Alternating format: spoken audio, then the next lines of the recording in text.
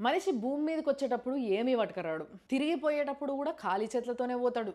కానీ మధ్యలో మాత్రం 5 కోట్ల క్యాషు, కేజీన్నర బంగారము, 2 జర్మన్ కార్లు, 22 లగ్జరీ వాచ్లు, 40 లీటర్ల ఇంపోర్టెడ్ లిక్కర్ బాటిల్లు, ఒక డబుల్ బ్యారెల్డ్ గన్ను, ఒక పిస్తోలు, ఒక రివాల్వరు, ఒక ఎయిర్ గన్ను, ఇట్లాంటివన్నీ నాకు కావాల్సిందే అని అంటున్నాడు హర్యానా పంజాబ్ డిఐజీ హరిచరణ్ సింగ్ బులార్ అనేటాయన. ఈ మనిషి 8 లక్షల లంచం తీసుకుంటా పట్టుబడ్డాడు. ఇక సిబిఐ వాళ్ళు ఈయన దగ్గర ఇంకేమేమి వెళ్తే చూద్దామని చెప్పేసి తనిఖీలు చేస్తే మొత్తం ఇవన్నీ వెళ్ళినాయి అన్నట్టు.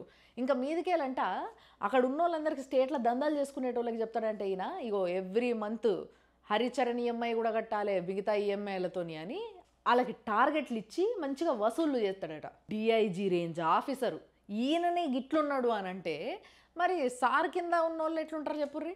వాళ్ళు కూడా అరే ఏమున్నది రాబాయ్ మనం కూడా చేసుకోవచ్చు, సార్ కింద ఇచ్చేస్తే నెలకింత అయిపోయాయి అని అనుకుంటారు. దేశంలో అవినీతిని కంట్రోల్ చేస్తే చాలు.